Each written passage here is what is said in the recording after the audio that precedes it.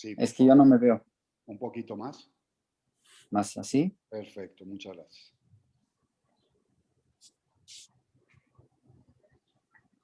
Pero está más guapa su mujer. מה לעשות כמו שאומרים בספרדית?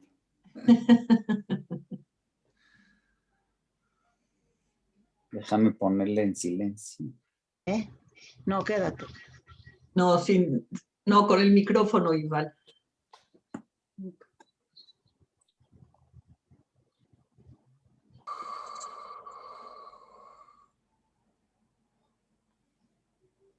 Mano está bloqueando. Igual.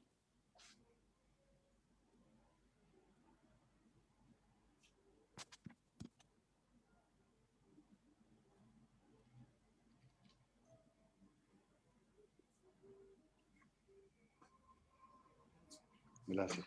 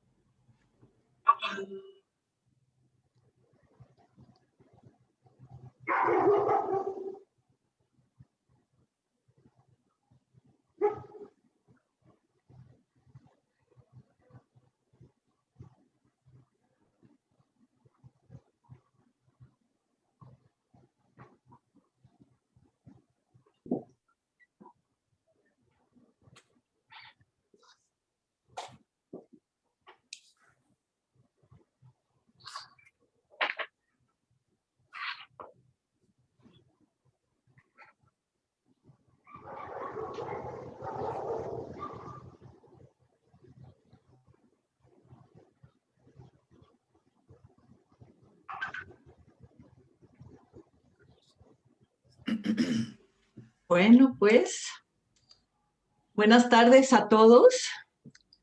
Bienvenidos a la tercera entrevista dentro del ciclo La Voz de la Esperanza de Instrumentos de la Esperanza. A nombre de Instrumentos de la Esperanza, queremos agradecerle a la CEILE por su incondicional apoyo para promover este maravilloso proyecto educativo.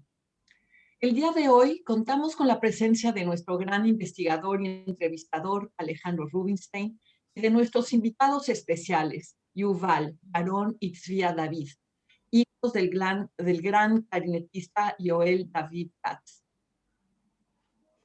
Les recordamos que si gustan hacer preguntas, las pueden escribir en la sección de preguntas y respuestas. La entrevista será transmitida por Facebook de Instrumentos de la Esperanza, así como por Facebook y YouTube de la CEILE. Nuestra directora Adela Smeke mandará la información de los contactos al chat de este Zoom. Ahora, antes de empezar la entrevista, quisiera compartir con ustedes unas breves líneas sobre la vida de cada uno de nuestros invitados.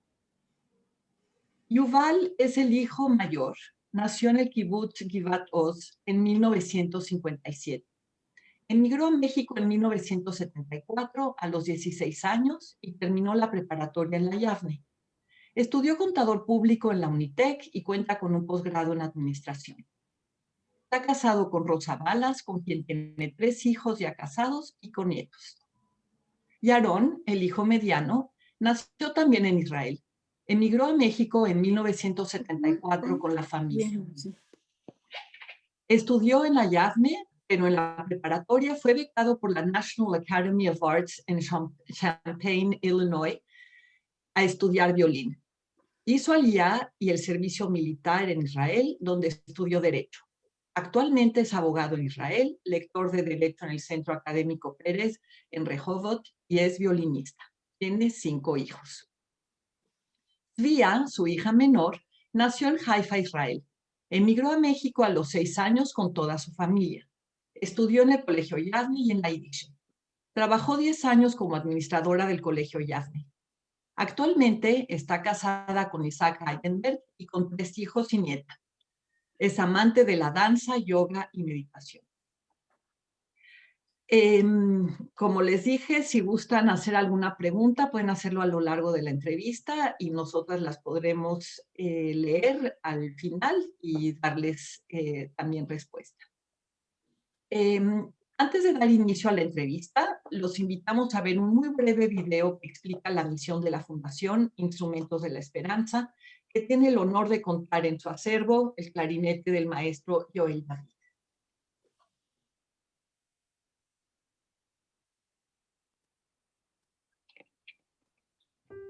Muchos hemos visto museos y películas que nos sensibilizan sobre el Holocausto. Sin embargo, muy pocos han podido escuchar un testimonio de viva voz de algún sobreviviente. Lamentablemente, cada día esto es y será más difícil, pues el tiempo pasa y muchos de ellos ya no viven o han perdido sus facultades para compartir su testimonio. Sin embargo, existe algo que puede dar voz a estos testimonios y que trascienda las barreras del tiempo. Todos sabemos que la música está arraigada a la historia del pueblo judío y en el Holocausto. Muchos músicos tuvieron que sufrir con sus instrumentos las atrocidades de esta etapa. La mayoría de estos instrumentos viven abandonados o como un recuerdo apilados en casas. Instrumentos de la Esperanza es un proyecto dedicado a encontrar instrumentos relacionados con sobrevivientes que serán restaurados por expertos a fin de inmortalizar su historia y reincorporarlos en una orquesta que dé voz a esta historia.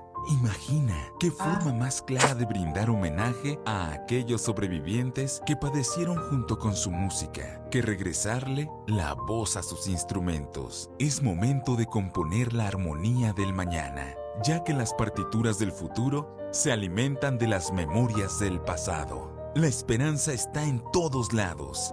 Ayúdanos a encontrarla. Si conoces a alguien que tenga un instrumento o posees alguno, contáctanos o ayúdanos difundiendo.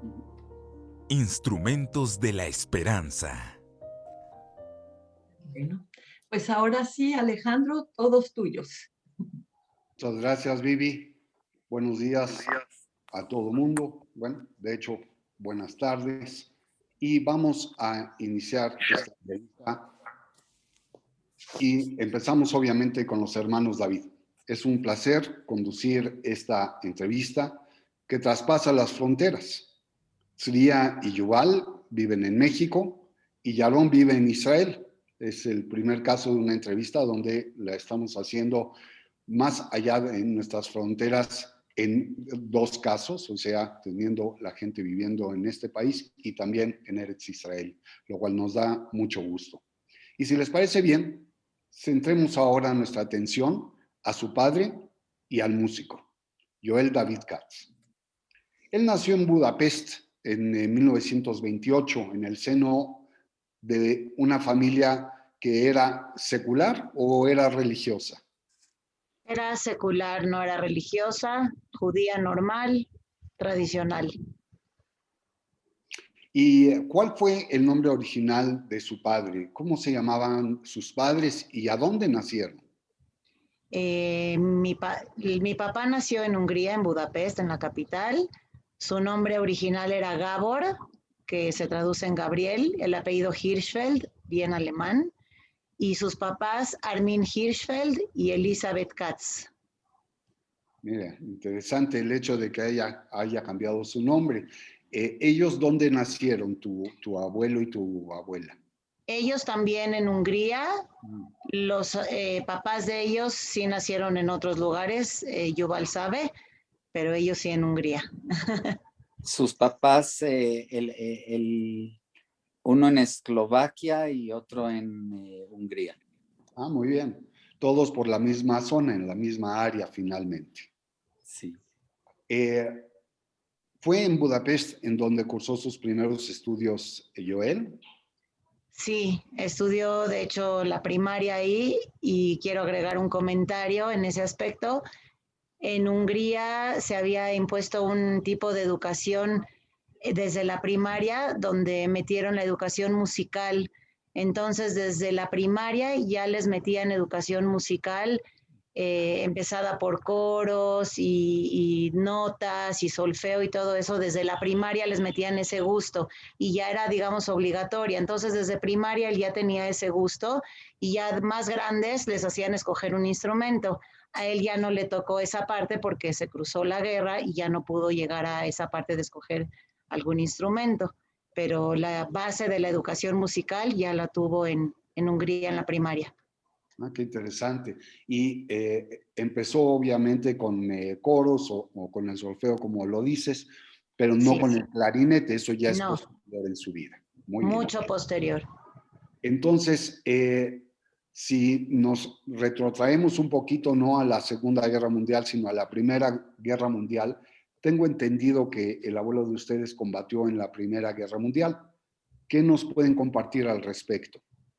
Sí, mi abuelo participó justo en la edad del 18 años en la Primera Guerra Mundial por parte del ejército de Hungría. Y los rusos tenían una guerra pues contra los alemanes y lo tomaron como prisionero de guerra, de hecho, y estuvo como 5 años prisionero por los rusos en Siberia. Luego lo pasaron a Vladivostok, otra ciudad famosa en Rusia, y después lo liberaron, pero le tomó otro año, algo así, para regresar a Budapest por la guerra bolchevique de la revolución bolchevique en Rusia. No pudo regresar, se le dificultaba. Después, por ahí de 1920, ya regresó a Hungría y después ya conoció a mi abuelita, y así hicieron novios y se casaron después. Y de ahí que 8 años después de que regresara, naciera tu papá. En 1923 se casaron y en 1928, digamos, nació mi papá, pero mi papá nació como segundo hijo, o sea, primero tenía 2 años antes que él un hijo, un hermano mayor. ¿Cómo se llamaba él? Carlos Eliau. Supongo que en húngaro Carol, ¿no? Karol Iles, pero en hebreo Eliau, y bueno, él era mayor que mi papá 2 años, de hecho, y también sobrevivió la Segunda Guerra Mundial, y a los 23 años, pues ya a raíz del maltrato de los alemanes hacia él y de los golpes que sufría y todos los sufrimientos que pasó, él se enfermó de tuberculosis de los huesos y después falleció y fue enterrado ahí en el Panteón Judío de Budapest. Dime una cosa, aparte del hermano mayor, ¿hubieron hermanos menores? No, solo Solo eran. Muy bien. Pues entonces, ya que estamos entrando en la época de la guerra, muy lejos de la música, en 1942 su papá ingresó a una escuela para estudiar una carrera técnica de ingeniería. ¿En dónde estudió y acaso logró terminar esos estudios? Él estudió en una escuela después de la secundaria, bueno, después de la secundaria que fue medio cortada, estudió 2 años, alcanzó 2 años a estudiar en la escuela judía de la comunidad judía de Hungría, escuela de ingeniería, de técnicos y de ingeniería. Y fue cuando se interrumpieron los estudios por la Segunda Guerra Mundial, ya no se pudieron seguir. Y pues dice que antes de la guerra había 400,000 judíos viviendo en Budapest. En toda Hungría había como 10 millones de habitantes, 400,000 judíos en la capital, básicamente. Y después de la guerra quedaron 70,000, o sea que hubo mucha masacre y mucha pérdida de vida, ¿no? Debido a la Segunda Guerra. Pero después de la guerra él pudo seguir un poquito en esa escuela y digamos, terminar sus estudios de de técnico ingeniero.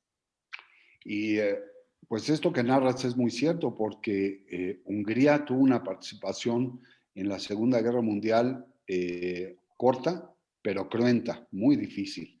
De hecho, Joel tenía ya 16 años cuando la Operación Margaret se diseñó el 12 de marzo de 1944 y apenas una semana después fue llevada a efecto, sucediendo como consecuencia de la rendición italiana en 1943 y solo realizada en esa etapa tardía de la guerra gracias a la estratégica producción de petróleo de Hungría. ¿Nos pueden decir cómo marcó la invasión nazi la vida de su papá? ¿Contesto yo? Voy a decir nada más de cuando era niño. Yo lo único que recuerdo, bueno, yo soy la más chica de los tres. Lo único que me acuerdo que siempre me decía mi papá es que desde muy, muy chico en la primaria fue muy molestado, muy discriminado siempre por ser judío. Obviamente iba en una escuela pública donde había de todas las religiones y siempre fue muy marcado y señalado por ser judío. Y siempre de adolescente también sentía que tenía que irse, no te voy a decir históricamente, pero humanamente tenía que irse escondiendo y pasar desapercibido por todos lados. Voy para allá, voy para acá, pero como que siempre pasar desapercibido, que nadie supiera dónde estaba, para que nadie sepa que es judío, para que nadie... Siempre era el pasar desapercibido y eso es algo que siempre nos costó trabajo, incluso de grandes verlo, porque siempre quería pasar desapercibido y no quería brillar. Era algo muy difícil para nosotros entender, ¿no? ¿Por qué alguien quiere siempre pasar desapercibido? Claro que luego lo entendimos, ¿no? Para que en las cuentas de 1, 2, 3, tú te mueres, tú te vas allá, pues él pasara desapercibido y no se fuera.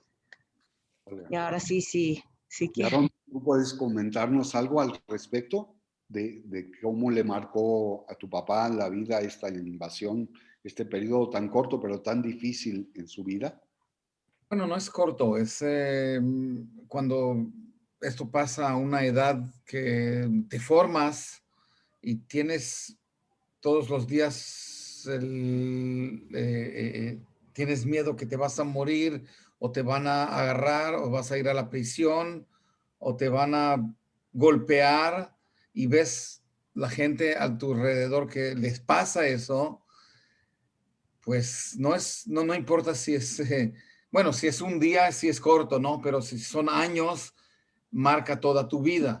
Desde entonces tenía miedo de cualquier aparición de gobiernos, de soldados, de policía, de cualquier gente que tiene poder, de los impuestos, de los... todo, ¿no? No. Le piden más dinero, paga el dinero, pero no lucha, no dice, no habla porque siente que es así, de chiquito y no puede hacer nada. Yo creo que eso también marcó a veces cómo tocaba, a veces. Pero yo creo que en la música pudo, ¿cómo se dice? Litgaber, sobreponerse de eso, sí. ¿Y nos pudieran compartir una muestra de la milagrosa vida que tuvo Joel? Sí, ahí sí yo creo que hasta podemos los tres compartir y es una de las cosas que más nos acordamos o que más se quedaron y nos impactaron, digamos. Por ejemplo, simplemente cuando lo agarraron los nazis fue cuando él visitó a un amigo de él judío en su casa y justo los alemanes vinieron a buscar al papá del amigo, ¿no? Y pues lo vieron a él allá y sin preguntar nada, tú eres también judío, sí, bueno, pues vienes también con nosotros, lo metieron a la cárcel. Pero desde ahí empezó, digamos, el primer impacto, pero el milagro es que se pudo salir de la cárcel. O sea, y no le pasaba eso a toda la gente. Por ejemplo, aquí pudo, después de 6 meses que estaba en la cárcel, pudieron falsificar documentos. Su mamá pudo falsificar documentos con la ayuda de otros judíos y otras personas que les ayudaban, porque ellos tenían muy buena relación, sus papás, perdón, entre paréntesis, trabajaban en la ópera de Hungría y conocían a mucha gente muy importante de la sociedad húngara. Entonces, tenían muchos contactos. Y entonces la mamá les pidió de favor que les ayudaran a sacarlos de la cárcel y que no los mandaran a los campos de concentración, etcétera. Y entonces pudo hacer que falsificaran documentos de que eran bajo la tutela de Noruega por una vez, bajo la o que eran otras personas de los que son. Y entonces en varias ocasiones pudieron salvarse así. Por ejemplo, cuando estuvieron en el gueto y los nazis hacían filas. Dice mi papá, eso sí recuerdo muy bien, que muchas veces le tocó, más de 10 veces, participar en filas que hacían los nazis, formaban a los judíos y decían 1, 2, 3, 4, tú a la izquierda, boom, y le tiraban. 1, 2, 3, 4, 5, tú también, boom, le tiraban, lo mataban, y así. Entonces así mataban a los judíos muchas veces en filas sin ninguna distinción, no, o porque hacían algo y agarraban a varios y les daban la lección, mataban a varios de ellos. Pero siempre a él y a su papá y a su mamá le salía como que se salía, digamos, nunca le tocaba, afortunadamente, pero sí se traumaba. Pero es una cuestión milagrosa que nunca le haya tocado en todas las veces que participó en eso, nunca le tocó que pues, ni que le dispararan, ni que lo mandaran al campo de concentración. Sus amigos los mandaron a Auschwitz, a él no. De hecho, regresaron sus expedientes al gobierno húngaro. ¿Perdón, Yaron? Si no, no estuviéramos aquí. Pero si no fue así. Natural. No, y además, cuando yo fui con él a Hungría, también me enseñó lugares donde estuvo en este edificio, salió a hacer pipí o a hacer al otro y se bombardeó este edificio. Es decir, se salvó de la vida muchas veces sin saber por qué, sin explicación. Sin ley, sin ninguna regla. Así fue. Yo quiero decir algo, varias acotaciones a lo milagroso. Se salvó de todas estas, bueno, varios milagros, ¿no? Él llegó a Israel de Hungría, ya sé que es quizás después otras preguntas, pero un milagro muy importante es que él pues se quedó parcialmente sordo, 3/4 partes sordo, y al final dedicó su vida a la música y su imagen pública es el maestro más perfeccionista y más regañón y más del mejor oído del mundo y todos, es que el maestro Joel me corregía, pero pues sí era sordo, entonces eso es un milagro para empezar, ¿no? Eso es un gran milagro, el que siendo sordo sea un gran músico y sobre todo un gran maestro, es increíble. Y como ese, pues varios milagros más, él quería pasar desapercibido, para mí eso es muy, muy, muy básico, exactamente para no ser señalado, y sin embargo, y nos dimos cuenta eso después de la Shive, desafortunadamente, aparecen alumnos y nos dicen, para mí él era como un padre, me enseñó tanto de la Segunda Guerra Mundial, tanto de los judíos, para mí es tan importante la historia de ustedes como pueblo, y yo ni me imaginaba que existía esa gente, ni esos alumnos, ni que lo querían tanto, ni que les había contado tanto. Resulta que ahora existen grupos de música klezmer, porque él los organizó y él los hizo, y pues tocan música klezmer, y ellos eran músicas de banda de pueblos, ¿no? Entonces, wow, qué increíble, pues es un milagro. Y el milagro más grande para mí, como la menor, que viví con él más años que todos, es que yo nací en una familia atea, es la realidad. Mis papás eran completamente ateos y yo toda la vida crecí con un papá que decía, yo no creo en Dios. Y a los 18 años vienen y lo entrevistan para una entrevista viene Stephanie Fastlich para los videos de Steven Spielberg de la Shoah, y le empiezan a preguntar por qué crees que te salvaste, ¿no? Tantos milagros. Y empieza a llorar y se desmorona y dice, porque Dios quiso y Dios existe. Y ahí me desmoroné yo también porque pues de repente ya no era ateo y de repente se cayó la barrera de protección y de repente cree en Dios y de repente desde ese día nunca faltó al templo, nunca dejó de hacer un Yom Kippur y fue hermoso. Sí, la verdad que sí, porque creo que aunque era una misma persona, pero era una persona con muchas facetas. Era esos diamantes que nos vienen a dar distintos colores según el rayo que va recibiendo, ¿no? Y creo que así era su padre. Terminando el tema de la guerra, nada más para ubicar a todos nuestros escuchas. Valdría la pena saber si todo el tiempo estuvo viviendo en Budapest. Veo que ya comentaron ustedes que estuvo en una prisión y que luego estuvo en un gueto. ¿Todo el tiempo fue en Budapest o fue movido Sí, hasta otras ciudades? Sí. Sí, pero sí lo pusieron en gueto y en campos de trabajo. Pero en Budapest todo. en Casi. Budapest. Y esto fue ya en el mismo 1944, supongo. O sea que en muy poco Sí, tiempo, pero muy difícil experiencia la que tuvo que pasar. sí. O sea, muy intensivo, digamos, muy intenso, porque en tan corto tiempo le tocó vivir todo esto, ¿no? Uno tras otro, y milagro tras milagro, ¿no? Porque se salvaba, como dice mi hermano, caían día y noche, caían bombas de los aliados y de otros, caían sobre la ciudad, morían gentes, se desmoronaban edificios, y justo a él le tocaba que el suyo no.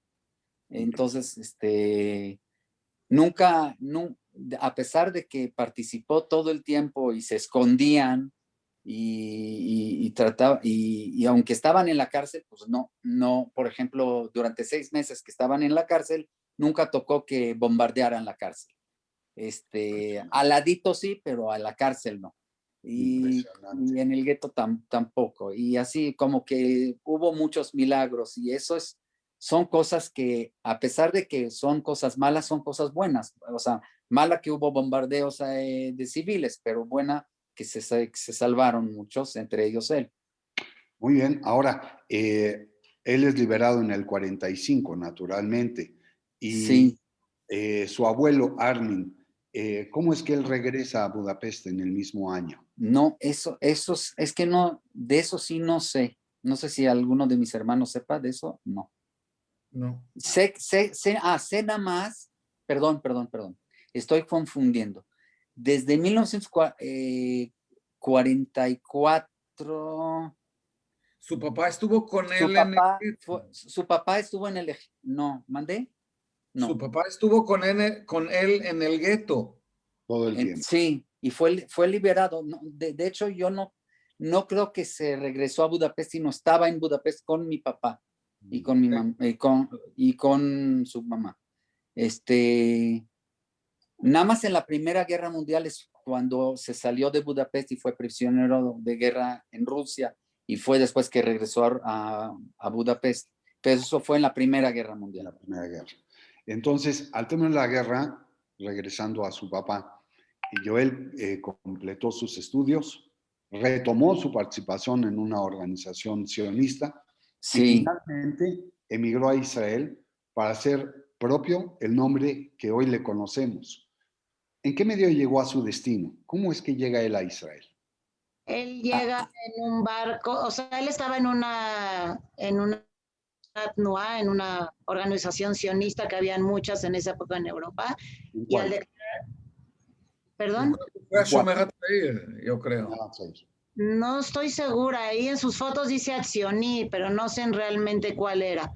Y entonces organizaron entre todas las organizaciones sionistas, organizaron y hicieron hacían aliota a Israel y se fue en un barco que se llamó Avionia y era un barco de carga en realidad, era un barco de transporte, aquí está el barco, y me decía que eran muchos pisos de barco donde iban pasajeros, pero en realidad era de productos. Y una anécdota que sí me contó para el Shorashim, que uno se entera en esos trabajos, que pues de los pisos de arriba y los de abajo, pues como no había baños y no se podían mover, iba mucha gente, pues se vomitaban unos de arriba, les caía los de abajo. No sé ni cuánto tiempo, habrán viajado una semana entre Hungría para llegar a Israel, para hacer aliyá, pues todos eran muy sionistas pues para hacer el Estado de Israel, ¿no? Comprendo. Ahora yo voy a hacer una reflexión. Hace algunos años tuve la fortuna de sentarme al lado de Tzvia en una comida, amigos mutuos, y comentamos un poco sobre los temas de genealogía y me dejó de tarea investigar algo sobre el barco Avionia. Y la realidad es que no encontré nada. Pasaron los años y ahora existe esta oportunidad de la entrevista y tengo el gusto de mostrar a ustedes una parte del diario de guerra, bueno, del diario marítimo, para ser exactos, del buque Avionia, que es muy interesante porque así no se llamaba en hebreo y eso es lo que me complicó mucho la investigación. El barco en hebreo se llamó Ayoná y efectivamente era un barco de bandera italiana de carga. Viajaba a una velocidad bastante pues lenta, digamos, 7 nudos. Y tenía un peso de 1.300 toneladas. Quito. Y fue construido en 1918 en Dublín, en Irlanda. Este barco tuvo durante la época de la Guerra de Independencia, tuvo básicamente 4 viajes, 2 dedicados específicamente a la carga para traer, evidentemente, traer equipo militar desde tanques hasta pasando por todo tipo de los entonces misiles y cohetes y también armamento corto. Y este diario, que obviamente se los habré de compartir a los hermanos porque es muy interesante, nos habla del 5 de septiembre del 48, cuando deja el puerto y nos va dando cada uno de los pasos y las personas que intervinieron en las operaciones secretas hasta llegar a Israel. E inclusive nos habla de a qué puerto llegaban y qué era lo que llegaban a entregar a través de los distintos agentes y responsables de este barco. Se van a encontrar ahí los nombres los nombres secretos que emplearon en las operaciones y me va a dar mucho gusto poderlo compartir con ustedes porque efectivamente el Avionia, como así lo conocemos, o en su caso, ahorita que hablamos de en hebreo, que es el barco Ayoná, fue un barco muy importante en la historia de Israel. Increíble, gracias. Con todo gusto, con todo gusto. Gracias, sí. De hecho, este barco que esta travesía en específico que lo llevó a Israel partió desde Croacia hacia Haifa. Vas a ver en el diario todos los puntos de intermedios y cómo es que fueron llegando. Es muy, muy interesante. Creo que no tienen los 3 problemas en leer en Ivrit, ¿verdad? Entonces, Ya me lo saben mis hermanos. Tus hermanos te lo van a leer, Tzvia, muy bien, pero ya vas a poder conocerlo realmente, es muy interesante. Bueno, pues ya en Israel, estamos ahora sí ya ubicados ahí. Sé que su papá se estableció finalmente en Givat Oz. Precisamente este kibutz es un kibutz fundado por él y otros húngaros sobrevivientes de la Shoah. Todos ellos, Tzvia, según lo que dice Yaron, y es cierto, miembros de la Shomer Hatzair. Gracias al movimiento inmigratorio Ogarim, que recibía el nombre de Yasur. El kibutz se estableció el 20 de septiembre de 1949 y vean ustedes la fecha de esta fotografía. 8 años después es lo que ven. Imagínense qué fue en 1949. Este kibutz está cerca de la población árabe Zalafa. Es hasta 1953 en que la empresa de distribución de agua Mekorot conectó al kibutz a su sistema hidráulico. Cuéntenos, por favor, qué hacía Yoel en ese y en otro kibutz y qué consecuencias le trajo su arduo trabajo físico. Bueno, ahí, por ejemplo, trabajó primero, al levantar el kibutz, lo tuvieron que levantar rapidísimo porque estaban a 1 kilómetro de ese pueblo árabe jordano. El kibutz estaba hacia frontera con Jordania. Y entonces eran pocas personas las que hicieron formaron el kibutz. Ahí se dedicaban a la agricultura, tenían también vacas, pollos, y en eso trabajaba mi papá también, en todo eso, y en los naranjales también. Y en una parte posterior también trabajó en minas. Bueno, no, primero en el secado del lago Ajula. Era un pantano, un lago pantano al norte si no me equivoco, al norte del Kinneret, del lago Kinneret, y lo mandaron como parte de la fuerza que iba a secar ese pantano. Incluso ahí es otro de los milagros que les pasó, como dijo Tzvia antes. Él se enfermó al estar secándolo durante varios meses, se enfermó 3 veces de malaria. Le dieron quinina, que era la medicina que curaba la malaria en algunos casos. Muchos se morían, pero los que no murieron de malaria es a base de la quinina. Pero como una cosa, digamos, ¿cómo se dice? Como un efecto secundario, eso es lo que le causó 3/4 partes de la pérdida de su oído, o sea, por la quinina. Perdón, es como complemento de lo que dijo Tzvia, que a pesar de que primero que sobrevivió 3 veces enfermarse de malaria, que era muy difícil en aquel entonces tratarla. Y tercero, que aunque se quedó medio sordo, o 3/4 partes, pudo dedicarse a la música, que es lo que más amaba en la vida, y pudo ser maestro y lograr su sueño. Muy bien. Pues, y trabajó en minas también. Después de secar el lago, trabajó en unas minas que lo mandaban también del kibutz. Ahí en la zona norteña de Israel. Sí, sí. En 1950, Joel tuvo la fortuna de tener a sus padres en Israel. ¿Dónde vivieron ellos y cuántos años estuvieron en Israel, Yaron? Bueno, de lo que yo sé, vivieron en Kiryat Yam. Ahí conocí a mi abuela. No conocí a mi abuelo. Murió antes de que yo naciera. Y bueno, mi abuela se murió en 71, si me acuerdo. 72. 72. Y bueno, yo sé dónde está enterrada y me acuerdo, y tengo muchos cuentos de ella, pero no es el tema.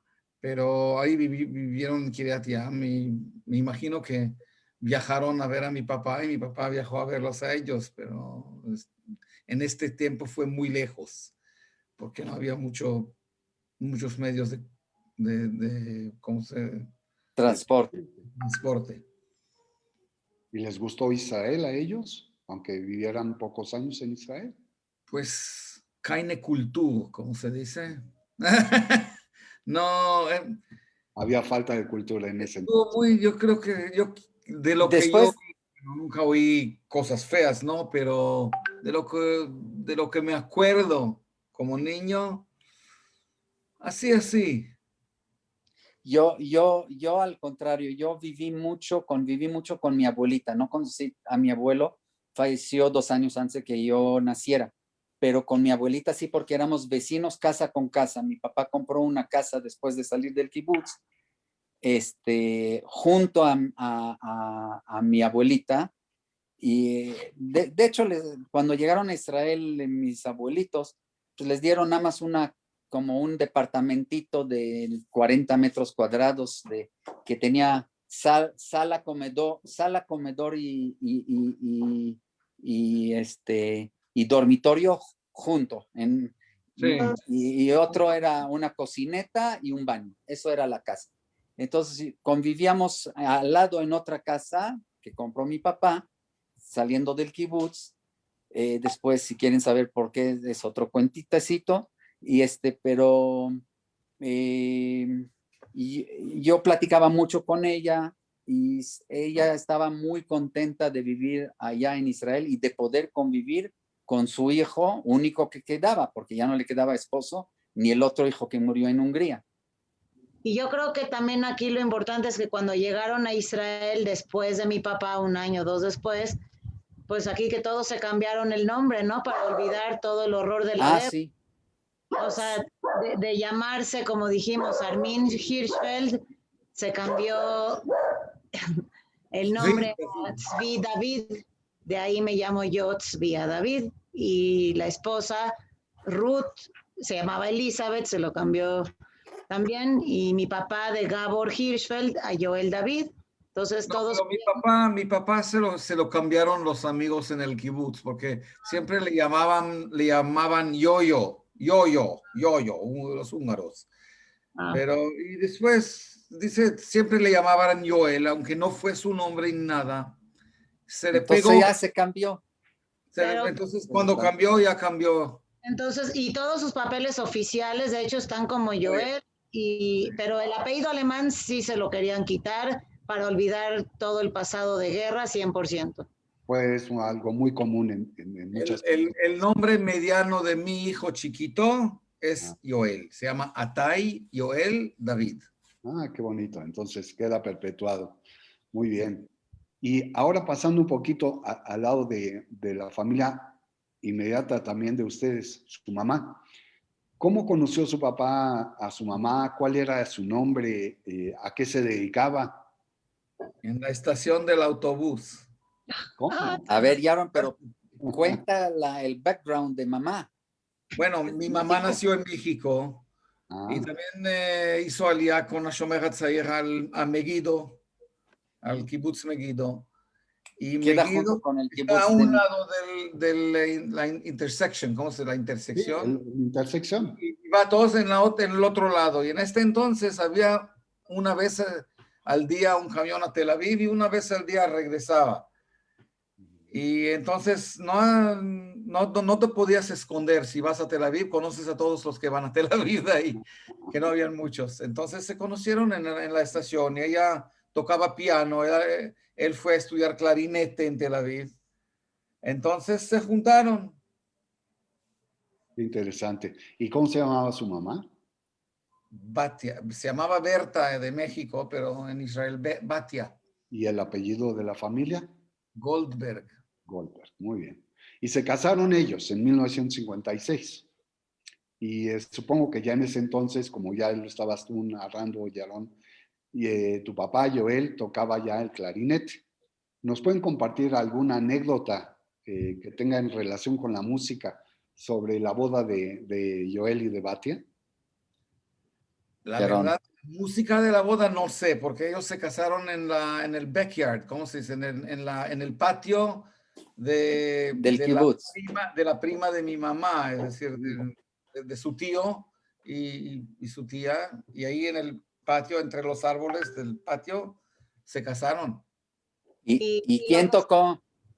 No sé. Yaron? Yo sí Ya. sé, mi mamá me dijo que mi papá la hizo ensayar mucho para que los dos tocaran, mi papá el clarinete y mi mamá el piano para los invitados. Sí, ¿Sí? hicieron un dúo y amenizaron su propia boda. Sí. Eso ha Piano, sido un regalo clarinete. fantástico para toda la familia y los invitados, ¿no creen? Pues Sí. fíjate que en mi boda también mi hermana tocó y mi mamá y mi papá y yo también. Sí. Ah, entonces ya fue una cuestión hereditaria, Yaron. Pero yo no lo sabía. Mira, para eso son estas entrevistas, para descubrir la vida de la gente muy cercana a todos nosotros. Bueno, pues sigamos en la formación musical de su padre.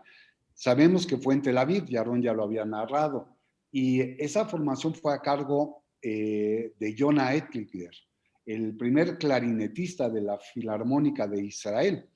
Él fue dirigido por maestros de la talla de Zubin Mehta, Sergio Selvadache y Paul Entonces, Paré. en este entonces no lo dirigía todavía Subin Meta. No, En este no, estoy entonces yo creo que hablando, fue Leonard Bernstein también que estuvo. mira, estamos hablando de directores de alto nivel. ¿Qué otra experiencia musical adquirió su papá durante su estancia en Israel? Pues la verdad es que es otra cosa muy milagrosa, porque generalmente alguien, músico que quiere sobresalir, quiere llegar a un nivel alto, generalmente empieza de una edad muy pequeña. Violín se puede empezar desde los 2 o 3 o 4, piano, y bueno, alientos un poco más tarde, pero generalmente empiezas a los 10, 11, 12. Él empezó a los 21, es decir, ya de grande. No, nadie puede llegar a un nivel muy alto empezando a esa edad, es muy difícil. Y sin embargo, su maestro, que era hasta hoy se considera uno de los grandes músicos de Israel, Yona Etlinger, lo admiraba mucho por su, ¿cómo se dice? Perseverancia. Sí, que se dedicó mucho y quiso mucho y fue muy, muy músico y amaba la música. Mira, qué interesante. ¿Alguno de ustedes quisiera compartir alguna experiencia musical de su papá mientras estuvo él en Israel?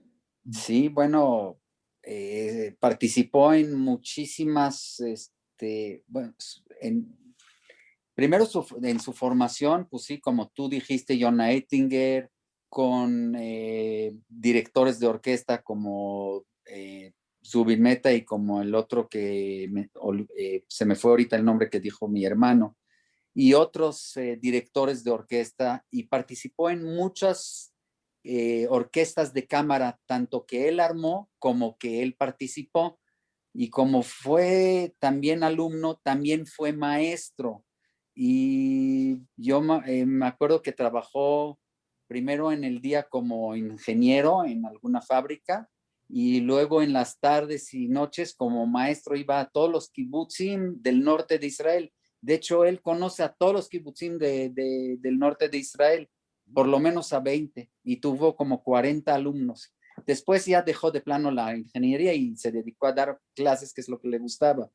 Y venían ya sea alumnos a la casa, pero más que nada él iba diario, viajaba en camión, porque no teníamos coche, y viajaba en camión a todo el norte de Israel, a todos los kibutzim, hasta Degania, Metula, por el Kineret, por todos lados, Afula, Natzeret,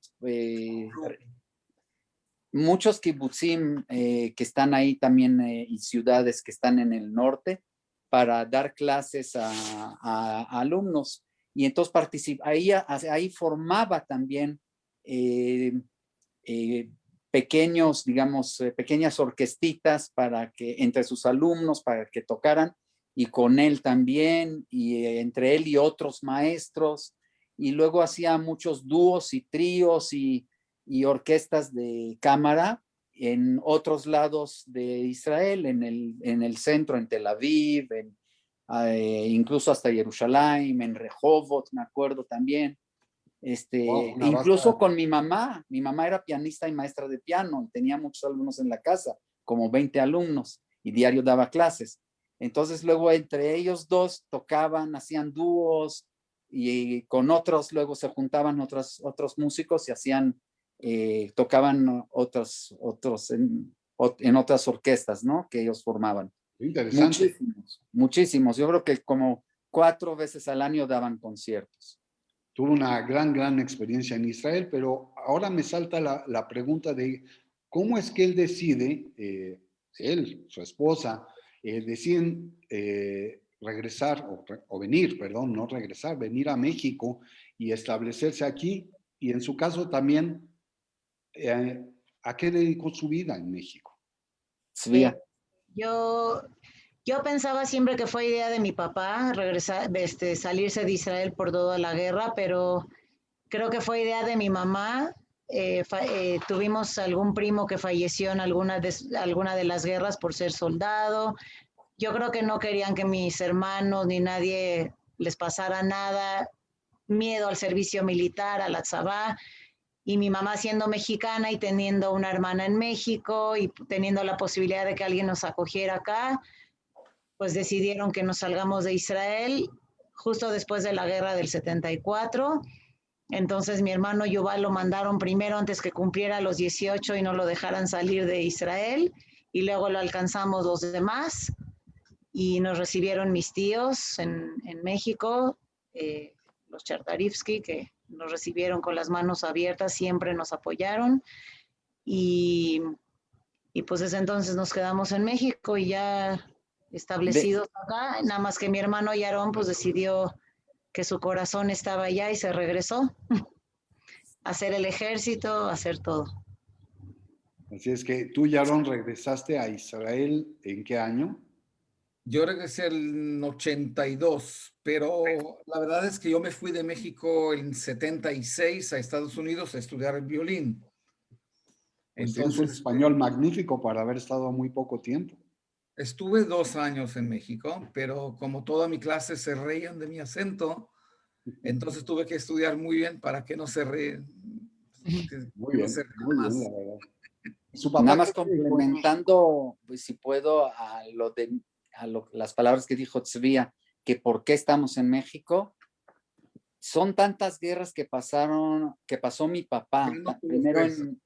primero su papá de él, luego él con su familia en Europa, luego en Israel participó en la guerra de la independencia, luego participó en la guerra de 6 días, luego participó en la guerra de Yom Kippur, luego también murió el primo. Entonces fue lo que lo rompió a él y a mi mamá, más yo creo que a él que a mi mamá, fíjate. Bueno, es que fue muy solo, ya perdió su hermano en Hungría, entonces era un hijo único. Sus papás murieron en Israel. No quiso perder también sus hijos. No, creo que fue una decisión muy inteligente porque, digo, aparte de todas las operaciones militares a las que hacen ustedes referencia, está también la Mefza Kadesh, que fue en el 56 y que probablemente tuvo alguna intervención su padre. Entonces, sí, también. creo que es la suma de demasiadas experiencias las que justificó el que viniera a un país que había dejado las guerras muy atrás y que tenía buenas oportunidades. Y como Tzvia bien lo dice, ¿no? Había una hermana que eso podría hacer que los recibieran ustedes con mucho cuidado. Mucho. Pero yo Con sí mucho pensé amor. que era más de mi papá, y mi mamá en algún momento me dijo que fue ella la que decidió, ¿eh? Yo toda la vida pensé que era mi papá, pero fue mi mamá. Siempre es así. La mujer siempre, Es la que decide. sin duda. No podemos hacer esta entrevista sin música. Eso es imposible. El arpeggione es un instrumento perdido en el paso del tiempo. Se trata de una simbiosis entre el cello, por su forma, y la guitarra por sus cuerdas. Tiene 6 cuerdas. Su padre, un músico fino y exigente, formuló un arreglo para clarinete a la única pieza que Schubert escribiera para dicho instrumento, la sonata para arpeggione y piano. catalogada por Otto Erich Deutsch bajo el número 821. Vamos a escuchar un segmento de la misma.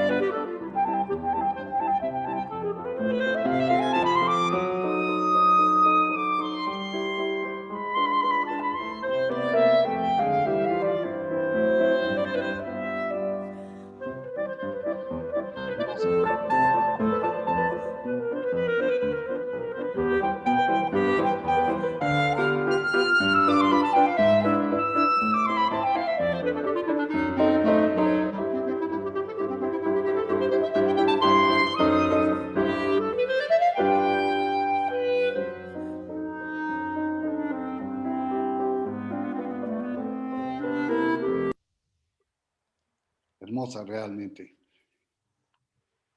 ¿Cómo consideran ustedes, en qué manera la música salvó la vida de Joel? Yo voy a decir algo. Bueno, esto es, para los que no saben, mi papá hizo un arreglo musical del Arpeggione de Schubert. Iba a ser, quería hacer una pieza musical para el clarinete, digamos, arreglarlo para que fuera fácil de tocar para personas que no fueran tan prodigiosas y que pudieran tocarlo fácilmente. Entonces, iba a hacerlo en 2-3 días, tardó 10 años porque cada día encontraba otro error y quería perfeccionarlo.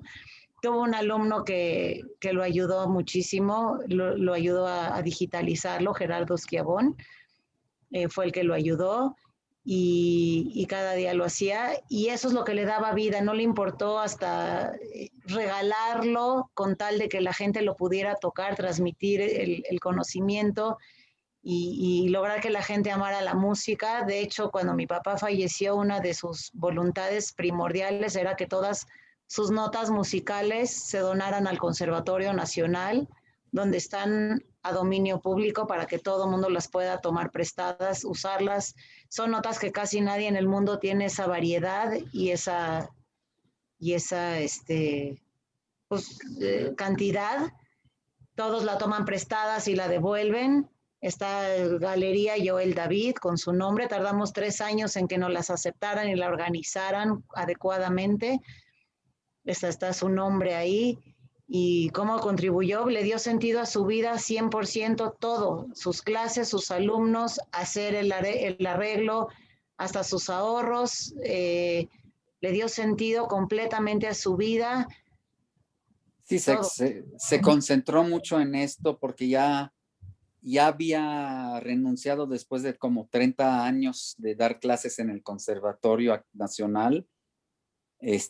tenía muchos alumnos acá también y también participaba en orquestas acá y también en tríos. También tocó con mi mamá acá y con otros. Y ese arreglo que él hizo fue como su obra, la corona de la obra de mi papá, que él quería, esa obra la amaba él, y dijo, es muy difícil de tocarla, aparte no está escrita para clarinete, y yo quiero para que un clarinete pueda tocarla. Y entonces él escribió como la parte del clarinete, la acomodó de tal modo que un clarinete lo pueda tocar con el piano y los demás instrumentos. Y pues es por eso que le tomó también tanto tiempo, para que fuera muy perfecto. De hecho, hizo 3 ediciones durante esos 10 años, hasta que le salió ya como él quería. Y con la ayuda de varios de sus alumnos y varios que no son sus alumnos, que son ahora sí que alumnos del conservatorio, pero y amigos de él que él conocía acá y que se llevaba con ellos. ¿No? Interesante. Perdón, Pero además le dio sentido a su vida al tener alumnos. O sea, imagínate un Joel europeo, estricto, perfeccionista, que apenas vivió muchos años en México, pero no hablaba el español como fluido, no. Fluido, con un acento muy extraño, hablando con todos los alumnos del conservatorio, que la mayoría venían muchos de pueblos y tocaban en bandas, en realidad, en fiestas, como le llaman, religiosas, en bandas, trompeta, trombón y así. Y mi papá iba a los pueblos a oírlos tocar y era parte de ellos. Y apenas les entendía cómo hablaban, pero eran amigos, una hermandad hermosa. Y todo eso me entero cuando él muere y de repente por el Facebook, bendita tecnología, llegan todos a la Shive y me dicen, Increíble. yo tocaba en tal banda y yo lo quiero, y voy a tocar el arpellón y lo voy a grabar, un clarinetista famosísimo a nivel internacional, Martín Salona. Y revisando sus papeles y cosas a recoger la casa, me encuentro muchos arpellones, o sea, las notas dedicadas a personas, y venían a la Shiva y le digo, mira, aquí está tu nombre, y ya se las había dejado para ellos. Y yo ni sabía que existían esas personas, hoy son mis amigos, tan amigos que le hicieron y tan queridos que al fallecer él todavía le hacen un homenaje póstumo a los 3 meses en el Conservatorio Nacional, de 100 músicos tocando el arpellone, dedicándole palabras. Mi hermano Yaron le hace otro homenaje en Israel tocando su pieza. Y toda esta idea surge a raíz de que en la Shive los alumnos dicen que no son de religión judía, pero con el cariño y el alma pura de un músico, dicen en la Shive, en el luto judío, dicen, ¿y si tocamos clarinete para que el alma del maestro suba al cielo? Y todos decimos, híjole, pues suena muy interesante, suena muy bonito, pero religiosamente no se puede. Pero de ahí surgió la idea, ¿por qué no le hacemos un homenaje? En el luto no se puede, pero de ahí surgió la idea, y pues un alma tan pura como la de un músico tan sensible, pues de ahí surge la idea de hacerle un homenaje también de esa manera. Al homenaje llegaremos en unos minutos, pero sí me gustaría que también habláramos un poco del instrumento en sí. El clarinete de Joel es un Buffet Crampon R13. Y Yaron, tú que eres músico, ¿qué tan importante es este instrumento? Pues la verdad es que yo no sé. Yo sé que era un hombre muy famoso, el Buffet francés, pero no sé su importancia porque no conozco mucho de eso. Conozco el sonido y puedo apreciar el sonido y los que tocan, pero no conozco mucho el instrumento. A mí me comentó mi papá que tenía estos 2 clarinetes que se ven en la foto, uno más grande, más largo que el otro incluso, porque existen 2 diferentes tipos de tonalidades. Entonces un buen clarinetista tiene que tener por lo menos esos 2 clarinetes. Sí. Y el Buffet Crampon era una marca famosísima que él pudo conseguir desde Europa para tocar y aprender el clarinete. Y se lo llevó a Israel y tocó, tenía muy buenos clarinetes y también se dedicaba como técnico ingeniero que era a componer todos los clarinetes, tanto de él como de sus alumnos, como de otros que venían a... Él tenía un taller. Otros maestros también venían de lejos, sí, para que él los componiera. Él les hacía como ajuste general, los desarmaba y los hacía nuevecitos, como rechinando de limpio, dicen, ¿no? O sea, los pulía y los enceraba, pero todas las piezas, una por una, se tardaba como una semana, yo creo, cada uno. Sí. Vamos a hacer una pregunta íntima a cada uno de ustedes. Sería, sé que existió una agrupación musical llamada Trío David, que era más bien un cuarteto, por tu participación. ¿Dónde se presentaban? Bueno. ¿Tocabas tú algún instrumento?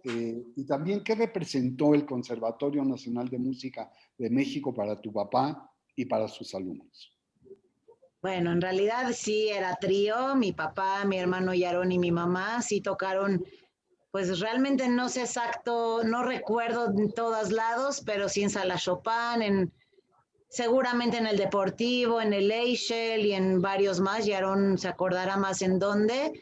El cuarto instrumento era yo, que era chiquita, 6 años, tenía 7, y mi mamá le hacía así, y yo le daba vuelta a todas las páginas y los criticaba cuando desafinaban, entonces, pero sí, yo le daba nada más vuelta a las páginas para que no tuvieran ellos que moverse. Cuando daban todos los conciertos, siempre iba yo a todos. Y pues ¿Tocas sí, algún instrumento? ¿Perdón? ¿Tú tocas algún instrumento? Yo toco el piano.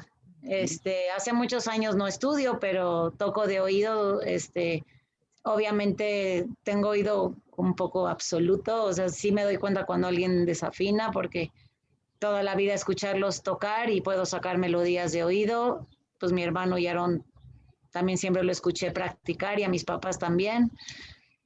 Y que representó el conservatorio en la vida de mi papá toda su vida entera. El día que se jubiló, yo no entendía por qué seguían viniendo a su casa todos sus alumnos. Por cierto, gracias los que lo están viendo, Héctor, estoy leyendo. Muchos se quedaron con sus notas, algunos con sus piezas para arreglar clarinetes. Fue todo, fueron los hijos aparte de nosotros, y eso lo entendí años después.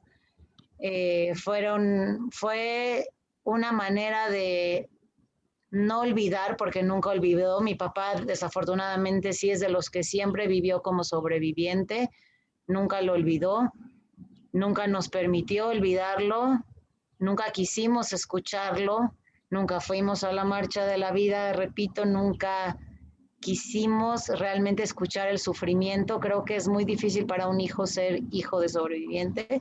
Entonces el conservatorio y la música representó para él un desahogo, representó para él todo, todo, la alegría que no pudo tener en su juventud. Realmente significó... Pudo expresarse. Expresión, pasión, amor, todo lo que no pudo expresar, y libertad a lo mejor también. Todo. Y creo que pues parte de lo que estamos haciendo aquí es un homenaje, un símil al homenaje que se le hiciera en el conservatorio a su padre.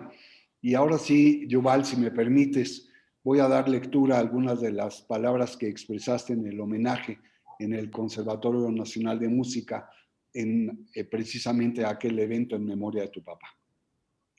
Era un hombre modesto, íntegro y sincero. Creía siempre en los valores socialistas de la vida y la igualdad entre los seres humanos. No podía decir una mentira por pequeña que fuera. Era muy sencillo. No le importaban ni quería los lujos, ni vestirse de marca o a la moda. Y era muy estricto, pero gracias a ello, sus alumnos aprendían otras facetas de la música. Para él, la música era el lenguaje universal. Siempre silbaba alguna obra o canción. Sin darse cuenta, amaba a su familia y se preocupaba de las buenas relaciones entre sus integrantes. Sé que también tuviste educación musical. ¿Qué instrumento tocas? Yo no toco desafortunadamente ningún instrumento ahorita, pero sí llegué a tocar de chico. Estudié cello un año y órgano otro año, porque sí me llamaba mucho la atención, Y pero batería, nunca, perdón, y batería también. batería también. O sea que todo me gustaba, me encanta la música, Mira, pero nunca fui perseverante en eso, nunca seguí estudiándolo, digamos que un año cada cosa y nada más. Y después como me vine a México a los 16 años, pues ya aquí ya no seguí. pero el que sí es músico es Yaron. Y Aarón sí, Y por lo tanto, desde es chico. el heredero de la sensibilidad de su padre precisamente al tocar un instrumento. Sabemos que interpretas el violín en Israel. ¿Y en qué marco lo haces? ¿Como solista o como integrante de una orquesta? Pues hice todo, es decir, como no soy profesional no gano mi pan en música, pero sí amo mucho la música. Entonces toco mucho música de cámara con muy, muy buenos músicos de Israel. Todos los que son famosos hoy en Israel pasaron en la sala de mi casa y tocaban conmigo. Y también hay amigos que viven en Europa y tocan ahí, que cuando vienen a Israel me llaman y dicen, bueno, vamos a tocar un poco de música de cámara. Es una cosa de convivir, de estar juntos como amigos y como músicos. Y también me tocó tocar varias veces de solista también, pero no mucho, es decir, 4, 5, 6 veces conciertos bonitos de solista y unos recitales, pero Y hoy vamos a Israel, ¿te podremos escuchar en alguna sala? eh, probablemente sí, si es que sale. Ya casi un año no tocamos aquí en ninguna sala, pero probablemente que sí. Pues muy bien. Hay algo que queda permanente en la memoria de cualquier hijo o familiar cuando ve la Matzeibe, la piedra fundamental que tiene en memoria de la vida y el trayecto de una persona. El epitafio en la Matzeibe de Joel, francamente, lo dice todo. Con la música matizó los horrores de la guerra. ¿Qué representó para ti, Yuval, el ser un hijo de la Shoah, pero más aún de Joel David? Un gran orgullo, una convivencia muy, muy padre, muy difícil. A veces lo entenderán mis hijos ahorita si ven este programa,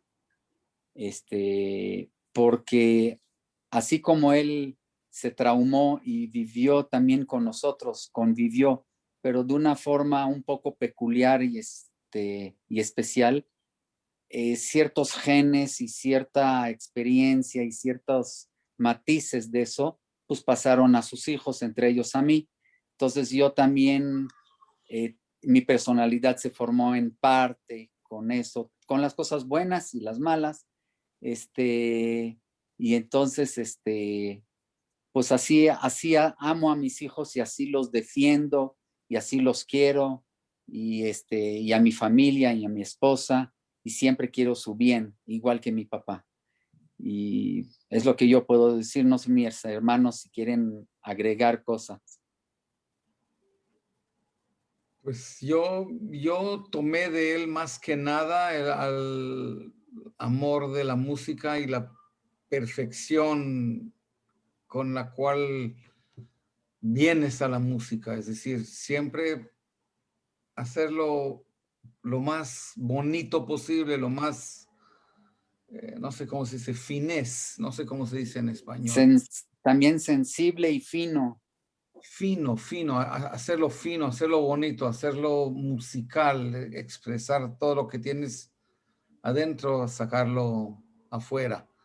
Y para él fue muy difícil hacerlo, expresarse, porque siempre cohibía. Una guerra entre sí, no sobresalir, que no lo vean y expresarse. Es una cosa que choca. Pero yo creo que en la música sí pudo sacar lo que siente. Qué interesante. ¿Sería que es compartirnos alguna reflexión? Pues yo creo que yo aprendí de él muchas cosas, sobre todo su sensibilidad. Era muy sensible conmigo. Yo sí fui la hija chiquita, la consentida, creo yo. Y él era muy cariñoso conmigo, siempre fue muy cariñoso conmigo y siempre trataba de ser el payaso, el alegre, el que hacía las bromas, así nos acordamos de él. O sea, no quería ser el amargado, a pesar de que yo no sé si cualquiera de nosotros, teniendo su pasado, hubiéramos podido simplemente sobrevivir olvidando o dejando atrás un pasado tan difícil, ¿no? La verdad lo admiro mucho. En vida quizás en inmadurez no lo valoré lo suficiente. Yo La también.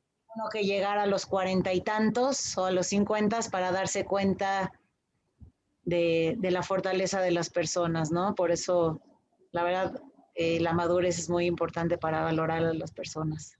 Yo creo que no lo entendimos de chiquitos, no lo entendimos, no pudimos entender porque no pasamos lo que él pasó. No se pudo imaginar eso. Nada más cuando creces. Sí, alcanza otra perspectiva en tu vida, ¿no? Y lo logras entender. Díganos ahora, ¿qué es para ustedes el que el clarinete de su padre esté dentro de la gama de instrumentos que tenemos en nuestra fundación, Instrumentos de la Esperanza? Un gran honor. Un gran honor y para mi papá gusto. maravilloso saber que trascendió, porque él siempre vivía con la bandera de soy un sobreviviente del Holocausto y no lo escuchábamos, y ahora su instrumento habló por él. No necesita el seguir gritándolo, lo va a hablar musicalmente y en alegría y en música y en armonía y no en dolor, su música y su instrumento. ¿Qué más podemos pedir? Es un milagro. Wow, gracias. Al contrario, a todos ustedes, porque la verdad es de que también quisiéramos que nos compartieran una reflexión respecto a lo que para ustedes sienten que es la relevancia que Instrumentos de la Esperanza como fundación se dedica a la preservación y a la difusión de los instrumentos musicales de la Shoah. Pues a mí me parece una labor titánica, maravillosa, porque todos se han enfocado en recordar el Holocausto como es, ¿no? Un evento doloroso, recordar para que no vuelva a suceder, evidentemente, pero esto es un enfoque totalmente distinto para que el resto del mundo lo conozca, porque hay mucha gente que de veras no conoce el Holocausto, y aunque es gente culta, en algunas escuelas de gobierno, algunos adolescentes, quizás no quieran volverse a enfocar en lo mismo, y esa es una manera de llegar a todos los corazones, porque el arte, la música, toca ciertas sensibilidades que quizás la historia no la quieren tocar, y esta va a tocar a todas las sensibilidades. Me parece maravilloso. Es una fundación única y ojalá llegue a muchos corazones para que esta historia se conozca, no la de mi papá en especial, la de todos los sobrevivientes del Holocausto. Es un evento que no debe olvidarse jamás. Indudablemente, y la verdad es de que deseamos agradecerles a cada uno de ustedes su participación. Hemos tenido bastantes intervenciones de personas que nos comentan la importancia de Joel David y todo lo que hizo como músico, como ser humano. De hecho, yo no lo sabía, pero resulta ser que de alguna manera también estamos ustedes y un servidor hermanados, porque mi abuelo fue muy amigo de su abuelo Goldberg y eso es la verdad algo que me da mucho gusto compartir en este momento con ustedes. Hoy ya no está conformado el trío David por sus originales miembros, salvo por Yarón, pero hemos tenido la gratísima oportunidad de escuchar al trío de hermanos David, honrando la memoria de su padre y a la vez proporcionando una entrevista que forma desde ya una importante presencia en los anales de instrumentos de la esperanza. Muchas gracias y Vivi, por favor. Bueno, pues, híjole, de verdad que me han hecho llorar, me han hecho llorar el día de hoy, nada más recordando al hermoso maestro Joel David. Qué manera tan cálida, tan personal de acercarnos a las partes tan difíciles de él como aquellas que son de verdad un ejemplo para la humanidad. Como bien lo dijiste, Tzvia, Instrumentos de la Esperanza es un vehículo, esperamos que de verdad logre llegar a los corazones de todo el mundo. Y creo que el ejemplo de tu papá es probablemente el más representativo de nuestra misión. Así es que estamos felices de tener el clarinete, que su voz y su presencia y su memoria vivan por siempre a través de él. Seguiremos haciendo muchos eventos que enaltezcan toda esta sensibilidad que tuvo vuestro padre. Y por favor, si quieren recibir información sobre lo que hace la fundación, si quieren hacer preguntas sobre el maestro David, aquí están pues las direcciones a las cuales nos pueden escribir, o también en el chat pueden dejarnos su mail para nosotros ya ir haciendo una lista, ¿verdad? De personas que quieran darle seguimiento a este gran proyecto. Bueno, por parte de Instrumentos de la Esperanza, no hay más que agradecerles. Ha sido en serio, de verdad, un gran placer. Ya la conocía personalmente y bueno, creo que conectamos muy bien desde el primer momento, ¿verdad, Tria? Gracias a Dios. Ahora conocerlos a ustedes, Yaron y Yuval, ha sido de verdad también un gran, gran honor. Y ojalá sigamos todos en contacto. Feliz Día del Amor y la Amistad. Y bueno, qué día más maravilloso para haberle hecho homenaje al adorado y precioso llamado maestro Joel David. Gracias por tus palabras y por la magnífica entrevista de Alejandro y la verdad que quiero nada más expresar mi gratitud y mi reconocimiento, más que gratitud, a la labor que ustedes hacen, porque creemos los tres que es una labor muy, muy valiosa. Como dijo Tzvia, es un aspecto diferente que le están dando a la memoria, ¿no?, de los sobrevivientes, y qué bueno que lo están haciendo y los felicito, lo hacen excelentemente bien, y gracias también por esa oportunidad de esta entrevista. Nos dieron chance también de convivir con otros, la memoria de mi papá, que es la memoria de muchos otros en diferente aspecto, ¿no? Así es. Ya quedan pocos. Sí, además. Entonces hay que saber las historias. Que nos veamos y escuchemos más música juntos. Amén, amén. Así será, Yaron. Ya te invitaremos. Tendremos que inventarnos por ahí algún trío David otra vez. Que toquen, sí. Okay. Bueno, pues a nombre también de la Keilash Kenazí de México, muchísimas gracias. Gracias Raquel Feldman por toda la producción. Alejandro, como siempre, un maravilloso entrevistador, un gran hombre, culto, sensible, divertido. Y a Anita Feinsod, por supuesto a los fundadores, a Gabriela Milstein, a los Feldman, ¿no? Jaime y Miriam Feldman, y su servidora, también una de las afortunadas fundadoras de este gran proyecto. Muchísimas gracias a todos y esperen nuestra próxima entrevista, ya los estaremos informando. Muchas gracias. Hasta Muchas luego gracias a todos. ustedes. Gracias. Gracias. Adiós. Nos vemos.